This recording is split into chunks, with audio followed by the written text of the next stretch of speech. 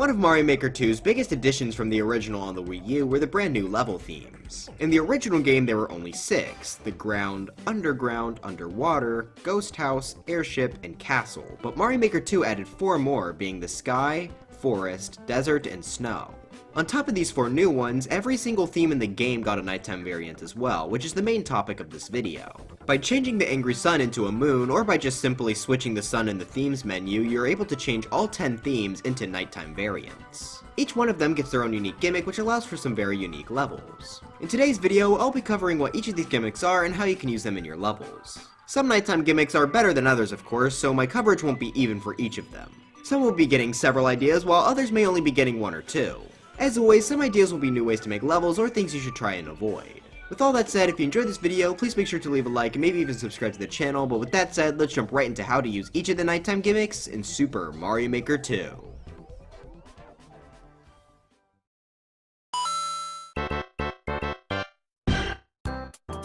Right off the bat here, we have our by far most complex theme of them all, the ground theme. Most of the themes will only change one main thing that affects everything else. The ground theme, however, focuses on changing several individual elements in order to make this theme unique. Since I said I would cover what these gimmicks are, I'll go ahead and run through each of them. Goombas and all of their variants will act like their underwater counterparts, so they'll be able to swim in the air. Wigglers will also act as if they're underwater, just like the Goombas.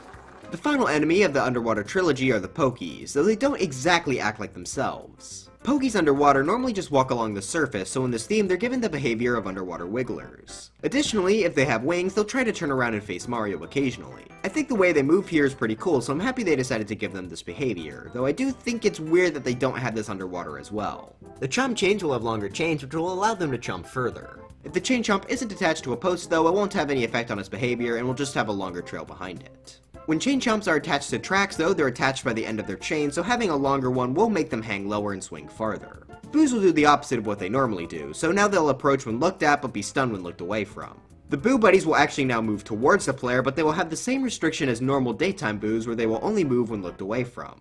Stretches will do the same thing as the Boo Buddies. Also, I personally really like this sprite, I think it's really funny.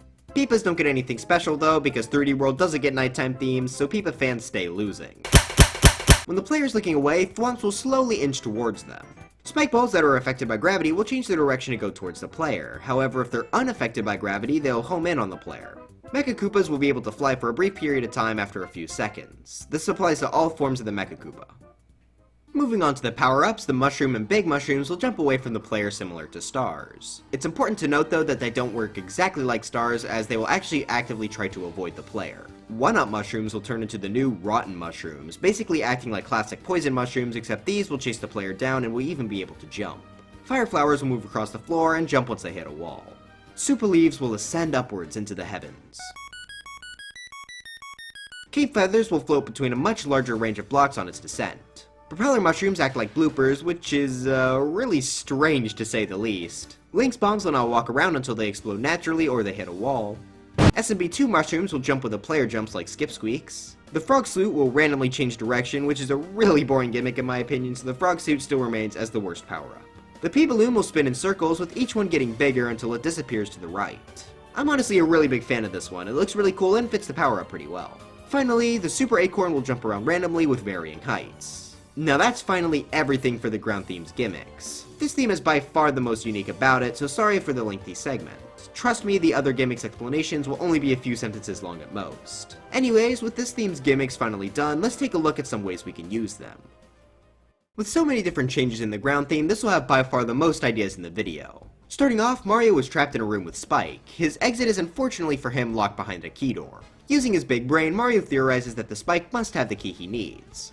Unfortunately for him, his game theory is wrong and the Muncher actually has the key, but that's irrelevant. In order to kill them, Mario will need to activate the on-off switch located on the wall. This is where the unique gimmick of the style comes into play. If you were paying attention, I said that the spike balls will actually home in on Mario if they aren't affected by gravity. This means that in order to escape this room, Mario will have to attract the spike ball through these one-ways. If it touches one of them, then it will get destroyed and Mario will have to try again. Eventually though, Mario will be able to get the spike ball up to hit the switch, crushing the spike and more importantly the Muncher holding it in place to give him the key. There really isn't too much to explain here since it's all pretty self-explanatory. Instead, I'll give you a few ways to customize this room, because after all, that's what this game is all about. Of course you could rearrange the one-ways to make it more or less difficult, but you could also change the spike's size as a smaller ball can fit through smaller gaps. My favorite way to customize this though would be to add in a timer. So in this new setup, everything remains the same, except there are two major differences. One, the floor is now replaced by P-switch blocks. This by itself wouldn't mean anything of course, but we do have a small timer at the top of the room as well. This timer works by having a shell bounce off of a spring to then destroy several bricks. The final brick has a muncher on top that will fall to hit a P-switch. If you don't want to end up like Toad over here, you're going to want to do this room quickly. I think this is a nice way to add more challenge to this. You can make the timer as long as you want, just make sure that you give the player enough time. I'd also only recommend using a timer after they've already been introduced to the idea of attracting spike balls earlier in the level. It can be confusing and maybe even frustrating sometimes, so always make sure to introduce your ideas before throwing them at the player. But yeah, that's a fun way to use the spike ball mechanic I actually didn't know existed before making this video. On to our next idea, with the star of the show being this theme's Rotten Mushroom. With its unique ability to follow Mario, it can easily act as a companion rather than an enemy. In this little example, I have a bunch of scenarios where Mario and the Rotten Mushroom will have to work together in order to reach the end. First off, Mario has destroyed these Bill Blasters. Since they're placed on the same tile as an invisible block, they will actually be destroyed upon Mario making contact with them. As this is a team effort, the Rotten Mushroom will then help Mario out by destroying this bomb blocking his path. Note that a bumper is used here, as a muncher can actually fall through it, but Mario cannot.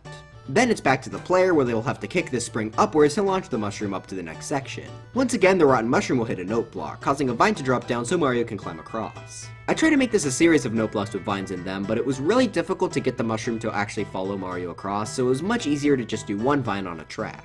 Next we have our most complex section yet. Mario will have to hit this switch in order to get the Rotten Mushroom to the seesaw. It's obvious that the mushroom will need to go on top to activate the bomb that will hit the on-off switch, but it just isn't quite able to jump that high. Luckily there's a thwomp that will be able to launch it off the seesaw, but it's just a bit too far away from the seesaw and it's blocked off. Luckily on the other side there's a bomb, so Mario can actually attract the Rotten Mushroom over to the end of the seesaw, which will lift up the bomb into the blocks, freeing the thwomp. Since this is the nighttime ground theme, the thwomp will actually move over to the seesaw on its own if Mario is too far away. Good job me for sneaking that one in there. Anyway, from here, Mario just needs to activate the thwomp at the right time so that they can both continue on. The final thing Mario has to do is grab the mushroom with a Yoshi and then throw it at this note block in order to get the key to escape. Unfortunately, your Rotten Mushroom friend here will be imprisoned for all of eternity. But who cares? You're free, live your own life. One final fact about the Rotten Mushroom that I wanted to mention before we move on is that Yoshi can actually carry them between themes. That way you can get a Rotten Mushroom in any game theme, so in this example I brought one into the snow theme even though it's not really supposed to be there. I personally find this feature pretty neat. It doesn't really do anything important, but it's just a cool little detail. Alright, Mario has found himself in another room, this time filled with chain chomps. As soon as he enters, he gets a mushroom and then takes damage. Once his invincibility runs out though, Mario is going to have to start jumping over these chain chomps. With their longer chains, they'll swing much more when attached to tracks, which is what makes this room possible. The only way for Mario to escape here is for the timer at the bottom left to finally expire, letting him kill the chain chomps and leave. So what's going on here? Well, there are 6 chain chomps on tracks above Mario. Each of them have wings so that they'll move faster. Do make sure that these don't have posts though, because if they do, they'll lunge at Mario rather than just hanging down. It's important that you make Mario damage boost into this room though, because they don't start swinging right away, which could make them incredibly hard to dodge at the start. Just making the player enter in with a mushroom before going into a saw works well here. Make sure there's a one-way as well so the players don't accidentally jump into the saw. The timer is the classic spike ball timer, with the Bill Blaster shooting spike balls to destroy bricks, ending with the muncher hitting a P-switch. Make sure P-switches come out of a pipe so that it will always activate until the player leaves. The next thing is optional, but I think adding in stars at the edges is fun because seeing the chain chomp swing at Mario only to crumble due to his immense power is pretty funny. Also, you can add more chain chomps if you want to, though since they get a bit faster with every swing, I'm really not sure how possible it is. Mario? Are you doing alright in there? Mario? Mario! Anyways, this one is a ton of fun, so I highly recommend it. Okay, now we've reached the final one for the ground theme. This is a jump detector that I've mentioned before. This isn't my design either, so this is like 2 layers of laziness going on. You know what, this section is getting quite long. Why don't you all just go watch that video to see how to make this? Now we're reaching triple levels of laziness. Anyways, we have 9 more themes. Well, luckily for us, they won't even be close to as long as this section was, but this is still quite a bit more, so let's go ahead and jump into the next one.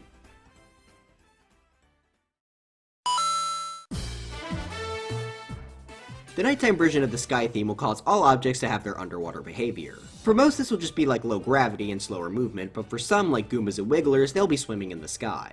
The only exception to this are shells, where they will for some reason keep their normal speeds. Mario will be given a higher jump and will also fall slower to imitate low gravity. And that's it. Yeah, those 4 sentences were a lot shorter than the whole 2 paragraphs I had to write for the ground theme. But yeah, the whole gimmick is that it's supposed to feel low gravity, which I think works great. This isn't an intrusive or annoying gimmick like we'll see later on, so this is a pretty helpful one for making levels. My first tip I have is that this is the easiest theme to cheese in the game, especially in the Mario U style. Since Mario falls much slower, if you twirl in the air you can make jumps that are much further than normal. When I say that, I mean it. You can actually jump the entire full length of a level if you start high enough. My main tip here is to just make sure to put walls everywhere so that Mario can't skip through sections he shouldn't. Oh, that's the other thing. Since Mario falls so slow, he can actually wall jump and gain height using only one wall. So make sure your walls reach the level ceilings and are made out of blocks that the players can't go over when they're placed at the top. You could also instead place a secret there to reward the player's exploration. Just make sure it's an obvious secret for the player rather than a dev exit. So in short, to prevent cheese, build walls so players can't cross gaps that they shouldn't, and also make sure those walls go to the level ceiling. Now then, for my idea for this theme, we're going to be using conveyor belts. Since Mario's falling speed is slowed, if he slides down conveyor belts facing away from him, he'll actually be able to rise upwards. This mechanic is a really neat quirk of this theme's gimmick, so I'll have 2 uses for it. First off is a very simple one where Mario will pick up a shellmet and then slide along the conveyors. Mario will now act as an elevator for this Koopa, which Mario will then use to explode this bomb blocking his path. This is a very simple use of this concept and it can honestly just be accomplished by normal wall jumping, but I find this to be way funnier. My one tip here is to just make sure that the player can't get soft blocked by giving them a way out, whether Mario survives or not.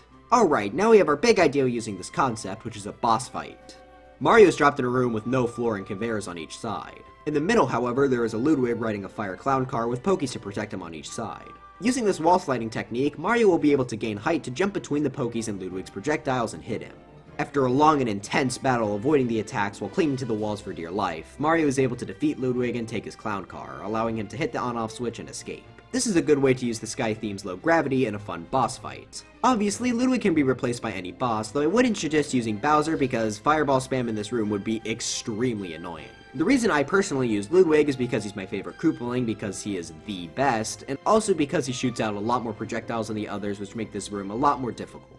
I also decided to use Pokies in the middle because saws actually will bounce Ludwig around, which may be something you actually want, but for me I thought it was better to just use Pokies. There's really not much else that needs explaining in this room. However, this is another case where I would definitely recommend you introduce this conveyor belt concept before the boss fight so that the player doesn't just open the door and die.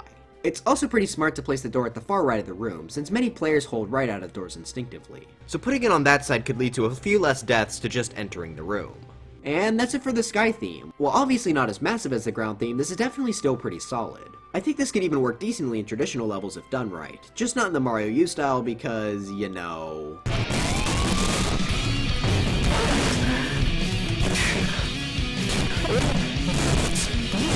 But so far, 2 for 2 in solid gimmicks. Let's see what the next one has for us. Surely it won't be too bad.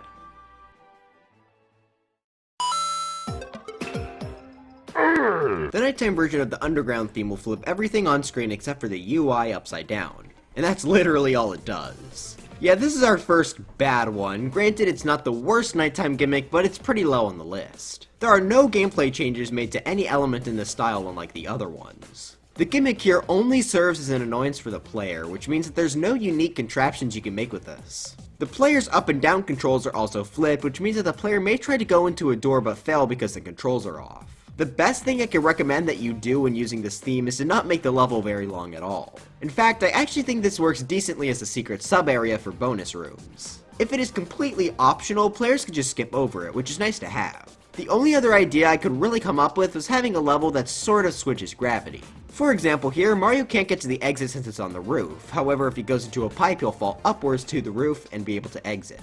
It's nothing huge, you just have to make a flipped replica in the sub-area. This really is the best way to use this theme in my opinion.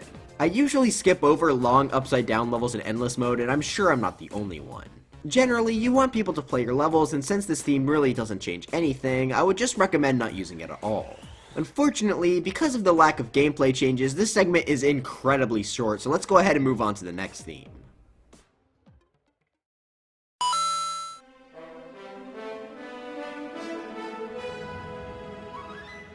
The nighttime version of the forest theme converts its water into poison, which will have the exact same properties as lava. With that, we have another one sentence long explanation. Unlike the underground though, this is a much better gimmick. While it wouldn't really be right of me to call it better than ground or sky because it's mostly aesthetic, this might be my personal favorite nighttime change. This is one of the few that worked really well for traditional levels, which are my personal favorite type. Functionally though, this is exactly the same as the castle theme, with the only exception being this ending with a goalpost rather than the axe. Personally, when I think of Mario forest or jungle levels, I think of the purple poison, so I much prefer to use this nighttime version over the daytime variant. The ideas here are pretty basic though, since the poison is the exact same as lava. Stuff like riding over the liquid with a dry bone shell, dry bones for smash, and having to avoid it while it's rising and lowering. Even though my ideas aren't anything special here, I can give you a fun fact about this theme. A long time ago, and actually my most popular video, 150 plus tips, I discovered that Yoshi is actually able to spit out poison balls. In order to do this, you have to have a cheat fall into the poison here. If Yoshi then eats it, he'll be able to spit out a poison ball. This is a really obscure feature, and I was really happy when I discovered it for the first time. It's always neat to find hidden features in games. Sadly, these work exactly the same as fireballs do, but it's still cool regardless. Other than that though, you can use this theme with pretty much any type of level since the gimmick isn't intrusive at all and it looks very nice. I really wish I could speak on this more since it is one of my favorite themes in the game, but there really aren't many unique uses for it. Alright, one last thing before we move on though. The green liquid in the Super Mario Bros. Style looks terrible, man it looks awful. Sorry, had to get that off my chest. Anyway, let's move on.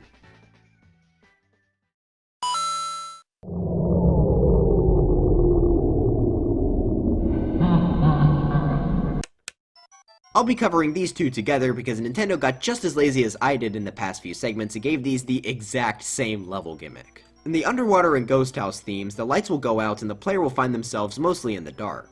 Some elements do produce some light though. Mario himself is one of them of course, but the start arrow, the goal, fire and poison balls, super balls, Magic Koopa projectiles, Yoshis, P-switches, POWs, lava bubbles, the moon, and stars also give off light. All enemies and a few other objects will give off a faint light in every single style except for the original Super Mario Bros. If Mario has a star, the light he gives off will be greatly expanded. Riding a Yoshi will also cause a light to get a bit bigger, but to a much lesser extent. Collecting the moon will temporarily expand Mario's light as well, along with some sound effects. The final thing is that switching on off switches to their off state will make lights around objects become dimmer. Alright, so that was a bit more to take in than the last few themes. Unfortunately, this is not even close to enough to make these any better than the worst themes in Mario Maker 2. At least in the underground theme, you can see what you're doing. Here though, you're practically blind, since you generally need to be able to see a lot in order to successfully play the game. This is another example of one that doesn't change any of the game's mechanics, it's just annoying to the player. If I ever get a nighttime underwater or ghost house level in Endless, I don't even look to see how long it is, I just skip it right away. I know this is just my opinion, but these are not fun in the slightest. So my epic tip for these themes?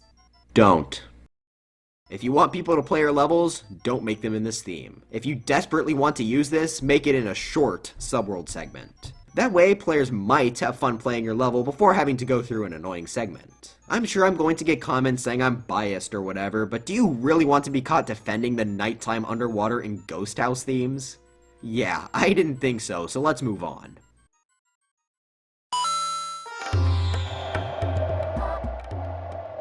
We're finally able to move on to a nighttime theme that actually has a little bit more going on. The desert theme's nighttime gimmick is that wind will blow around the player. However, which direction the player is pushed around in actually depends on the style. In the Super Mario Bros. Style, the wind will blow to the left periodically. That means that every so often the wind will turn off, allowing for normal platforming before it comes back on. In the Super Mario Bros. 3 style, the wind will periodically blow to the right. Super Mario World is special because the wind will change direction every time it turns on and off. So it will start going left, but then when it comes back on it will go right, before going back to left again and so on. Finally, in the Mario U style, the wind will permanently blow right, meaning that it will never turn off.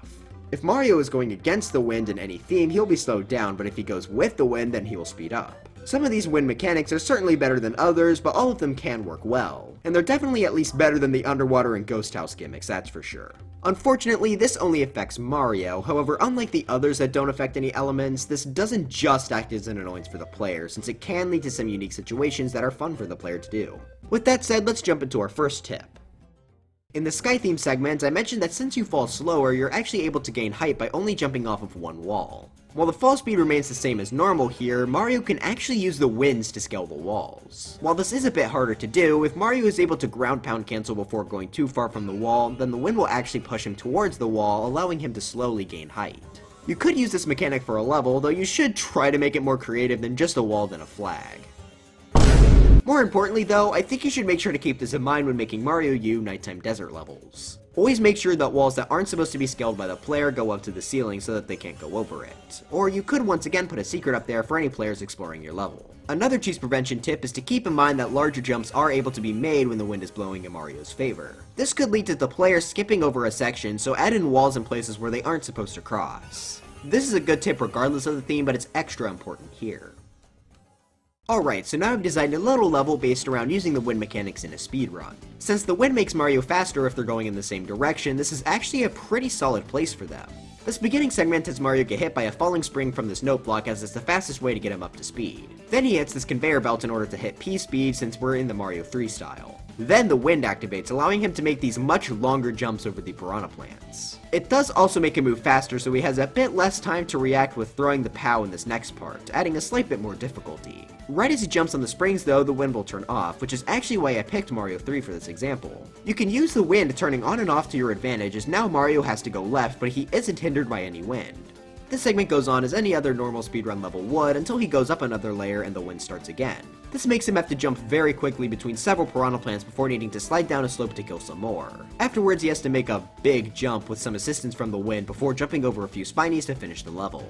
With all of the different ways the wind works between styles, there are several different possibilities. Here I decided to use Mario 3 as it works well for Mario needing to go right with a small section for going left. You could use Mario World to have another back and forth level, but the wind boosting in each direction. Mario U's wind works very well for a constantly fast-paced level that only goes right. The original Super Mario Bros. Wind is a lot harder to work with since it will usually push against the player, however you can just place the wind in a sub-area. Either way, the wind opens up a ton of new possibilities for going fast, and I think this theme excels at speedrun levels.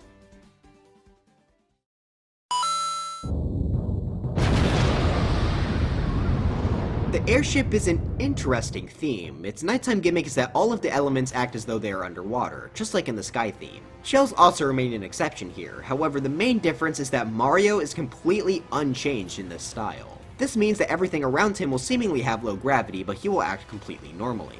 While this isn't insanely helpful, there are still quite a few cool things you can do exclusively in this theme. Before we get into that though, I have a very important message for all aspiring level creators who want to use this theme. Never make the player need to use a clown car here. While Mario may be unaffected by this theme, if he gets into a clown car here, his speed will be drastically slowed to the point of being headache-inducing. Look at the speed comparison to see just how much slower he is moving here.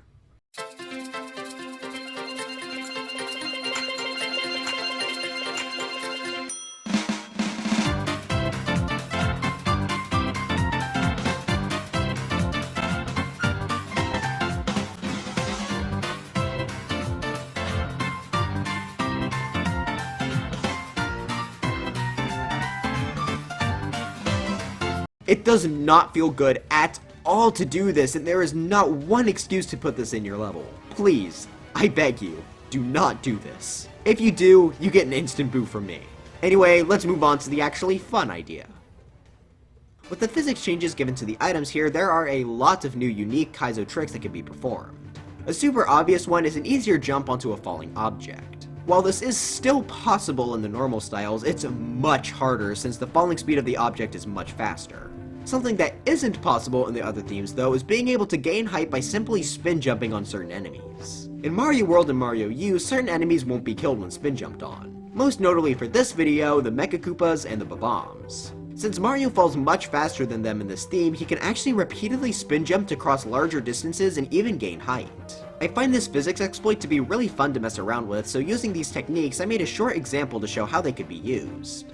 Starting off in this level, Mario has to spin jump onto the Mecha Koopa. When designing levels that require the player to spin jump, it's always smart to include this Z symbol made out of tracks, as it's an easy indicator that the player will need to spin jump. If not, the player may just jump like this loser Toadette and end up dying horribly. Anyways, the player will have to perform 4 spin jumps on this Mecha Koopa in the indicated spots. P-switch blocks are also great indicators since they don't interact with anything in their turned off states and they're incredibly easy to spot. The Mecha Koopa then unlocks the path for Mario where he then has to time when to jump on the falling spring.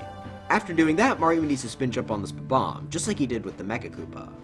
Using the bomb's explosion, he's able to clear his path to finish the level. This example is pretty simple, but it can definitely be expanded upon and made much longer. Personally, I don't think there's enough kaizo levels that use this nighttime theme, so I hope more levels utilize it in the future.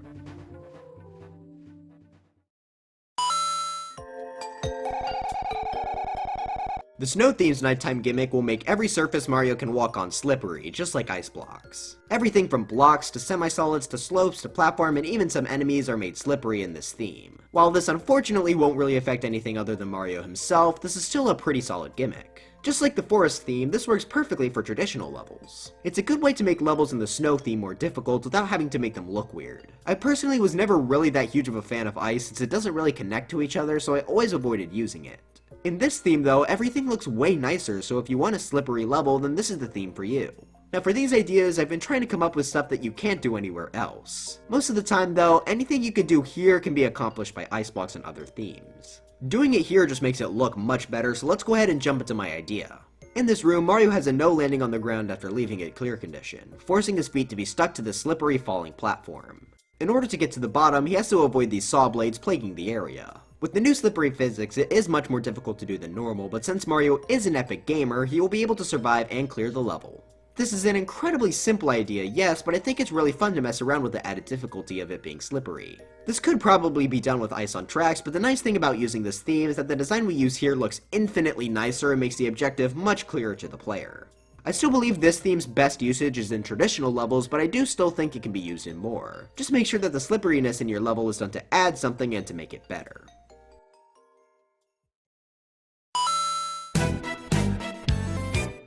And now we have finally reached our final theme for this video, the castle theme.